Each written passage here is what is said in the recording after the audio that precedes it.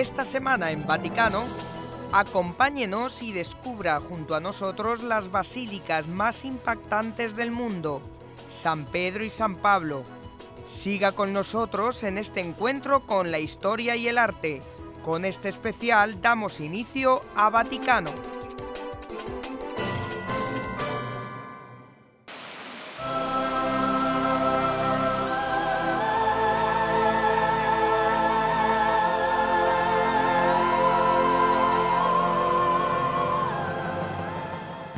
Bienvenidos a la Basílica de San Pedro, para algunos la edificación más hermosa del mundo. Desde su construcción ha sido el corazón del catolicismo mundial y punto central de las actividades litúrgicas del Papa. La basílica, dedicada al Príncipe de los Apóstoles, es una de las iglesias más grandes del orbe y tiene el espacio interior más amplio que cualquier otro templo del planeta. Lo primero que los visitantes ven es la cálida plaza que abraza a las masas.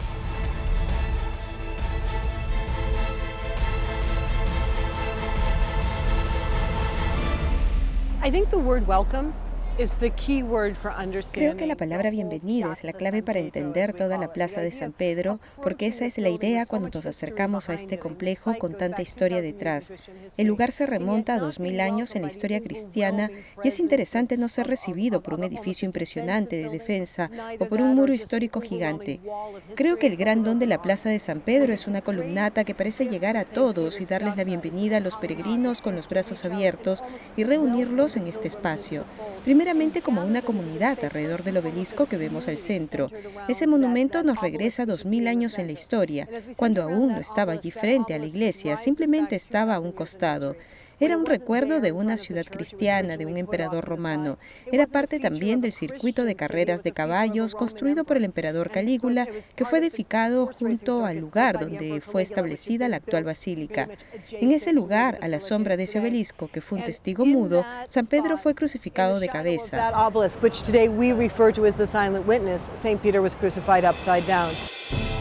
La ubicación de la basílica es única, ya que está fuera de los muros antiguos de la ciudad, por una razón particular.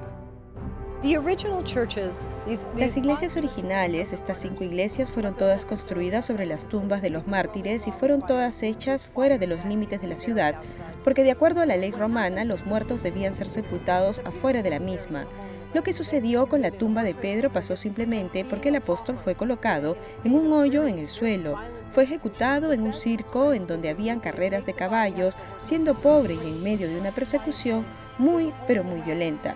Los mejores amigos lo sacaron de ese lugar, lo trajeron a un lugar tranquilo, cavaron una tumba, colocaron el cadáver y cubrieron todo con tierra y algunos ladrillos.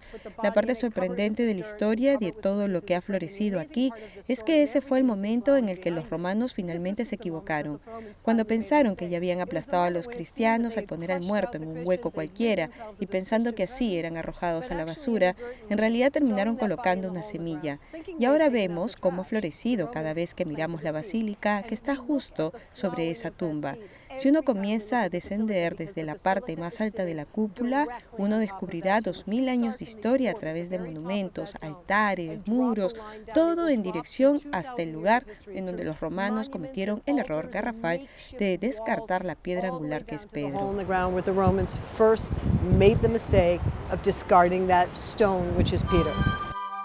A mediados del siglo XVI, en el Renacimiento, el Papa Julio II, conocido por su fino gusto artístico, comenzó la construcción de un nuevo proyecto que duraría más de 100 años, 4 estilos de arte y 7 arquitectos, hasta llegar a la basílica que vemos ahora y que es visitada por millones de personas durante todo el año. La primera piedra fue colocada el 18 de abril de 1506. Una importante pieza de arte en la basílica es el baldaquino de Bernini, ubicado sobre el altar principal y debajo de la cúpula.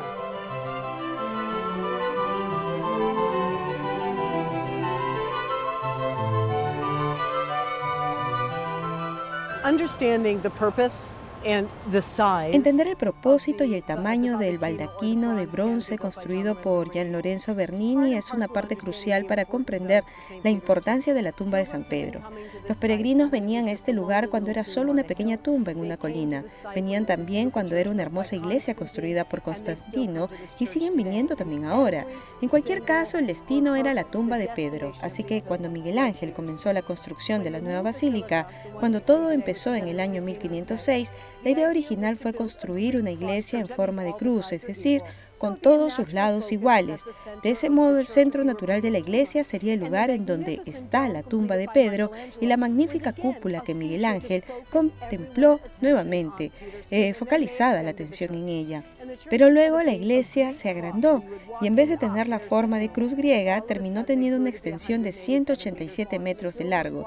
Los peregrinos llegaban y preguntaban, ¿dónde está Pedro? Con esa dimensión ya no se podía ver la cúpula desde la entrada, que era el punto de orientación, y ahí apareció Bernini, con 25 años de edad y con la misión de hacer que la tumba de San Pedro sea marcada con mayor facilidad, y Bernini lo hizo con este baldaquino totalmente en bronce, de 28.5 metros de alto y un peso aproximado de 80 toneladas. El artista no lo pudo colocar y se quedó sin bronce. Originalmente era un proyecto de 4 años, pero finalmente le tomó 10, y el pobre hombre usa el equivalente del bronce para una construcción de 3 pisos dentro de otra construcción. ¿Y qué cosa le dicen? ¿Por qué usaste estas columnas raras? Porque las columnas no encajan en el estilo greco-romano, corinto, dórico, jónico, ni ningún otro estilo del templo. Esas columnas de bronce de Bernini son simplemente versiones gigantes de las antiguas columnas de mármol blanco que están ahora en los balcones de las columnas de San Pedro puestas por Constantino. Giant versions of the ancient white marble columns which are now today in the balconies of St. Peter's, columns given by Constantine.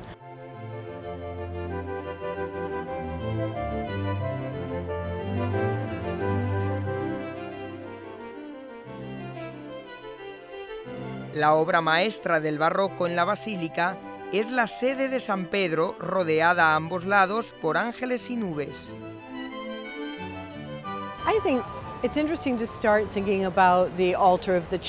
Me parece que es interesante comenzar a pensar en el altar de la sede, el altar bajo el ábdice de San Pedro. Lo interesante de esto, en la perspectiva de Bernini, es que nació 40 años después de la muerte de Miguel Ángel. Él es escultor también como Miguel Ángel, ambos son de Florencia y los dos trabajaron para el Vaticano. Y aquí tenemos a Bernini, que tuvo que competir con el legado de Miguel Ángel y que nunca tuvo la oportunidad de conocerlo. Y si uno piensa en lo que Miguel Ángel dejó como el Jesús de la Piedad y otras imágenes de la primera y la segunda persona de la Trinidad, comprendemos que Bernini tuvo sobre sí una tarea muy dura, y eso fue cómo representar a la tercera persona de la Trinidad, cómo representar al Espíritu Santo, una pintura, una escultura, cómo hacer para mostrar al Espíritu Santo, que al final de cuentas es una experiencia. Y el genio de Bernini se manifestó plenamente cuando tenía como 50 años, a finales de la década de 1650, cuando trabajaba en ese monumento. Él representó al Espíritu Santo en todas las artes, en la pintura, en las esculturas y en la arquitectura, y lo sentimos presente en Pentecostés. Todo comienza con la parte de atrás de la sede, ese ventanal ovalado con el vitral dorado dentro, y la idea de ese muro disolviéndose de modo tal que el Espíritu Santo puede entrar. Entonces en misa el sol comienza a colocarse en esa ventana y una luz dorada ingresa por las lenguas de fuego de Pentecostés e ilumina toda la zona alrededor de la tumba, dando la impresión de que los cielos se han abierto y que los querubines han llegado para que esta enorme nube baje y suspenda en este trono gigante de bronce. Ahora ese mismo bronce es un relicario que contiene la sede de Pedro de cuando era obispo de Roma, una sencilla silla de madera, pero un recordatorio de la cátedra, la sede de Pedro, el obispo de Roma y su magisterio. The cathedra, the seat of Peter, Bishop of Rome, his magisterium.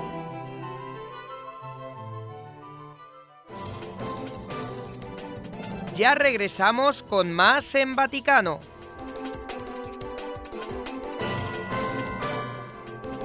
Usted está viendo Vaticano. Coronando la basílica está la majestuosa cúpula construida por Miguel Ángel, su último regalo a los romanos y al mundo. This was the last thing Michelangelo did. Amazingly enough, this is a great personal story in Michelangelo. Esto fue lo último que Miguel Ángel hizo y que tiene una sorprendente historia en su carrera. Él vivió hasta los 89 años de edad y tuvo mucho tiempo para pasar de ser un arrogante que creía iba a cambiar el mundo con sus obras a un hombre que era algo más que reflexivo, un hombre que conoció la decepción y al final de su vida, un hombre que realmente consideró la redención, que meditó en el encuentro con su Creador y en lo que había creado para él. Hizo el trabajo de la cúpula sin cobrar, lo hizo y citó, por la gloria de Dios, el honor de San Pedro y la salvación de su propia alma. Y lo otro que hizo fue completar la iglesia de acuerdo al plan de Vermonte, el arquitecto original, aunque había sido su enemigo personal. Miguel Ángel fue capaz de poner eso a un lado y decir, este es el único hombre que sabía la verdad. El maestro había rechazado hacer esta obra cuando era joven, cuando tenía más fuerzas, pero aún sí la aceptó ya mayor. Y aquí vemos mucho de su crecimiento personal, y Miguel Ángel trabajó en esto durante 19 años, y la imagen final que lo dejó a la iglesia es la que está sobre el altar papal que está directamente sobre la tumba de San Pedro. La cúpula de Miguel Ángel corona este espacio, una cúpula que se basó en la del Panteón. Este gran artista se tomó casi 20 años para hacer que esta cúpula tuviera otro estilo, que fuera diferente, porque la cúpula del Panteón era pagana. Todo en ella busca celebrar cómo los hombres se convierten en sus dioses porque el diseño lo hicieron romanos paganos que creían eso. Por ello, se entiende la decisión de Miguel Ángel de recalcular el peso de la cúpula para colocar todas las ventanas en la base. Una de las cosas más llamativas en esta época del año es ir a ver esas líneas horizontales de luz que salen de las ventanas y que parecen separar la cúpula del altar, como si la cúpula flotara. Recordamos aquí que el hombre no fusiona el cielo y la tierra cuando y donde quiere. El hombre no controla las cosas, es el cielo el que elige cómo cuidar eso en la tumba de Pedro como un custodio perpetuo. De muchas formas, la Piedad, la Capilla Sixtina, el Juicio Final, el David y muchas otras obras fueron el mayor don de Miguel Ángel. Cuando vemos al Papa celebrar misa allí, de pie sobre las huellas de Pedro, el pescador, con esa cúpula del cielo sobre su cabeza, sabemos que lo llamamos Pontificis Maximus, como está escrito en la fachada de la iglesia. Él es el gran puente entre el cielo y la tierra. Pontifex Maximus, as it's written in the front of the church here, the great bridge between heaven and earth.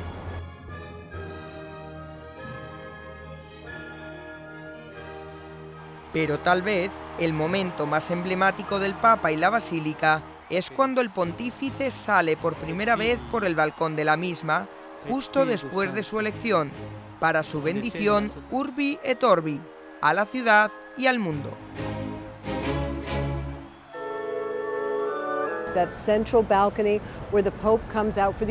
Es el balcón central de donde sale el Papa para la bendición en Navidad y en Pascua, pero en donde también vemos al Santo Padre por primera vez.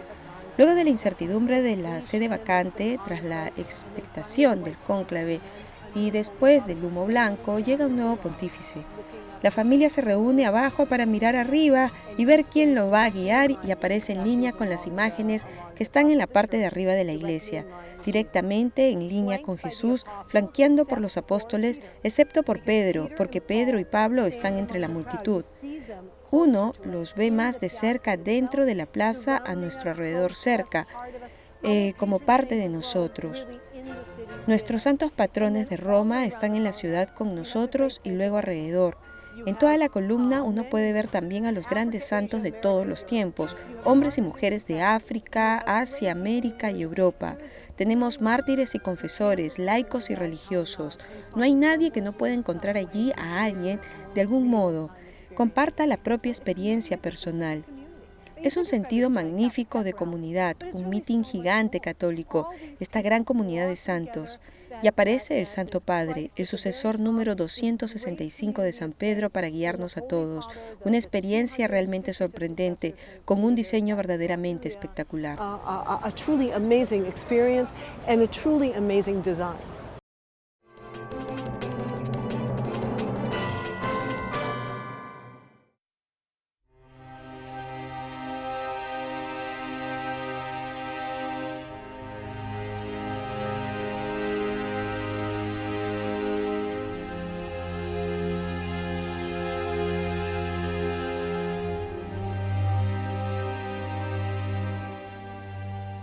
A solo unos pasos de las paredes que alguna vez protegieron a Roma de los intrusos, se encuentra esta hermosa basílica. Está dedicada a uno de los hombres más importantes de la Iglesia primitiva, el apóstol de los gentiles, San Pablo. Se le llama extramuros porque San Pablo sufrió el martirio fuera de Roma y porque sus restos fueron sepultados precisamente aquí. La construcción de la iglesia la inició el emperador romano Constantino sobre el lugar en donde fue enterrado el apóstol, en donde se decía, tras la muerte de Pablo, que sus seguidores erigieron un memorial llamado Cella Memoriale. Bueno, antes que nada, este es el lugar que inició como una tumba, como un lugar de tristeza y duelo. Cuando San Pablo fue asesinado entre los años 65 y 67, su cuerpo fue llevado a una propiedad que le pertenecía a una mujer que había sido una de sus seguidoras. Su nombre era Mucina y era la dueña de esta propiedad ubicada a tiro de piedra del río Tíber y en la Vía Ostiense, dos importantes lugares para la ciudad. El cuerpo fue colocado en lo que asumimos fue un muy sencillo hoyo en el suelo. Algunos años después, tal vez se colocó algún tipo de memorial para que los primeros peregrinos pudieran encontrar la tumba de San Pablo. Desde entonces, con la cristianidad, esto llegó a ser cada vez más y más grande, comenzando con Constantino, que en el 324 construyó una primera iglesia en el lugar exacto de la tumba, y que miraba en la dirección opuesta y era considerablemente más pequeña. Ahora se ve en el frente del atrio si es que nos colocamos mirando al río Tíber, pero originalmente era el ábside de la iglesia, en donde estaba la tumba de Pablo, y la fachada de la iglesia miraba hacia la Vía Ostiense. Esa iglesia simplemente no era lo suficientemente grande para responder a las necesidades de los peregrinos y el deseo de toda esa gente de venir a ver al doctor de los gentiles.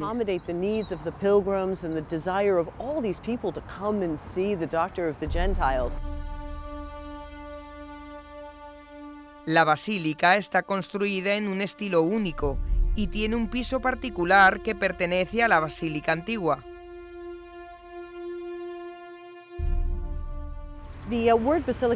La palabra basílica viene de los griegos y era una alusión al Baliseos Rel, que era un camino real. Los griegos lo inventaron como un tipo de estructura para la seguridad y para el control de la gente que quería encontrarse con el rey. Lo que esa construcción tenía era una orientación, un cierto sentido de flujo en el interior, de modo que se podía llevar gente a la nave central para luego dirigirla hacia los lados.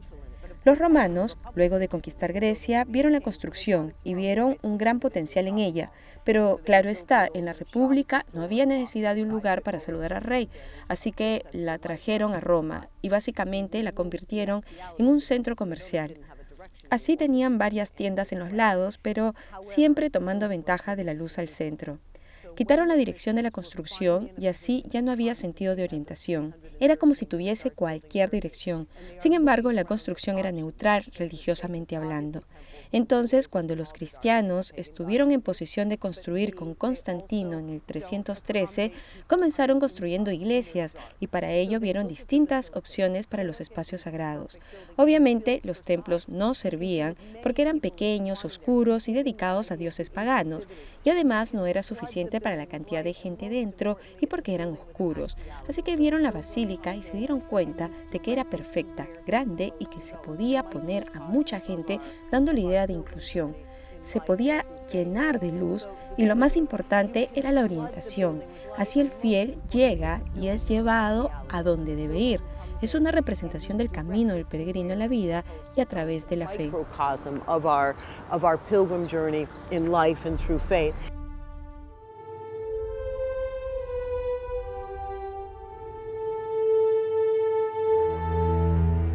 Algunos dudan sobre la tumba de San Pablo, pero la evidencia sugiere que realmente fue sepultado aquí.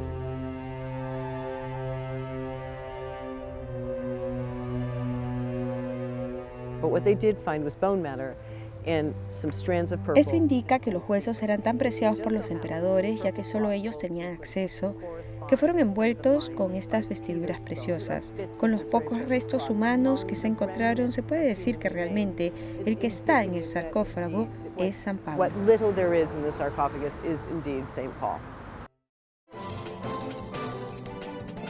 Siga con nosotros. Ya volvemos con más en Vaticano.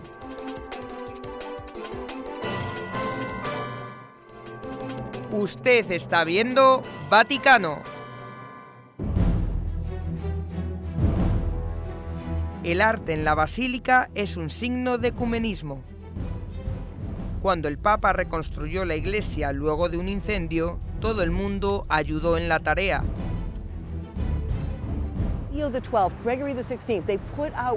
León XII y Gregorio VI salieron y le pidieron a todo el mundo que ayudara, y todo el mundo ayudó. Así que no solo fue una iglesia reconstruida en tiempo récord gracias a la ayuda infinita de cristianos, católicos, protestantes, todos juntos, sino que también fue embellecida con regalos extraordinarios de los lugares más inesperados. El zar Nicolás de Rusia envió pedazos gigantes de malaquita, que fueron convertidos en altares espectaculares que ahora flanquean ambos lados de la iglesia.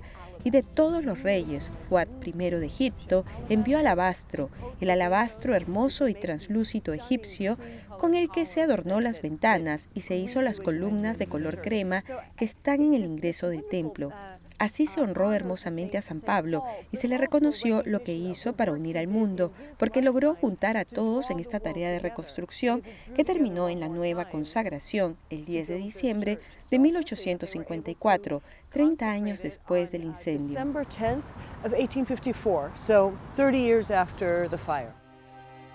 La mutua conexión de Pedro y Pablo también es visible en el hecho que ambas basílicas tienen estatuas idénticas de los santos en los que solo difiere el tamaño.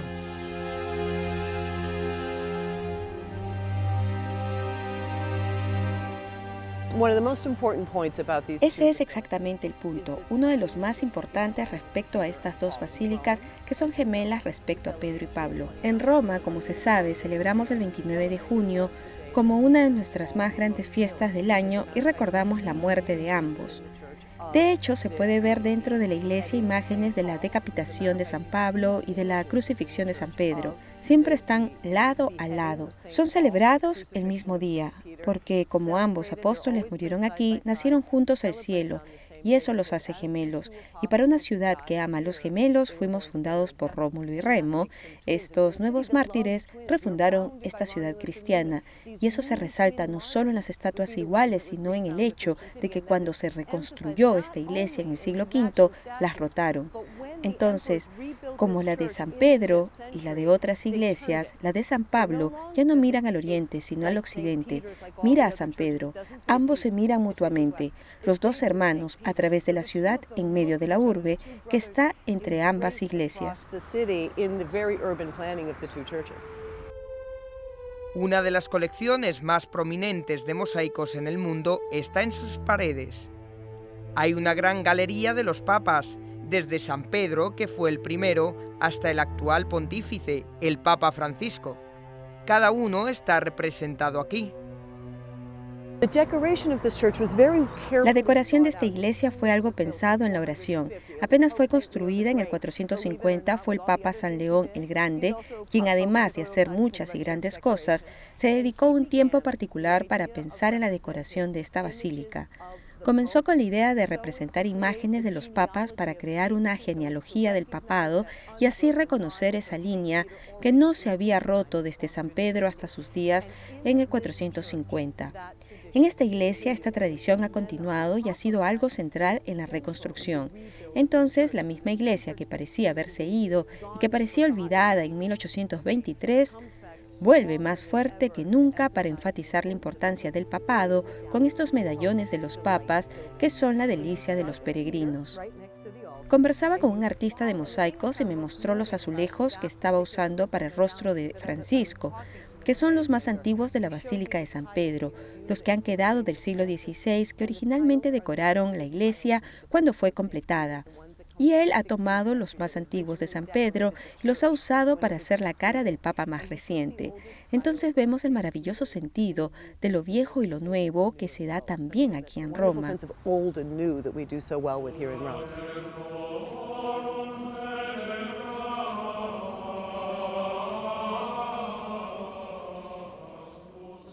Uno de los eventos más importantes que se realiza aquí es la vigilia ecuménica de oración cuando concluye la Semana de Unidad por los Cristianos.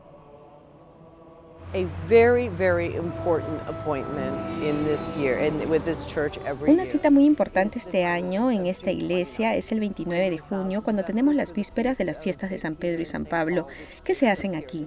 De hecho, esta iglesia ha estado a cargo de muchas actividades e iniciativas ecuménicas, que es la tarea de esta basílica.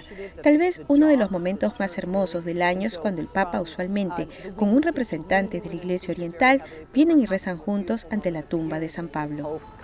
With a representative of the Eastern Church, they pray together at the tomb of St. Paul.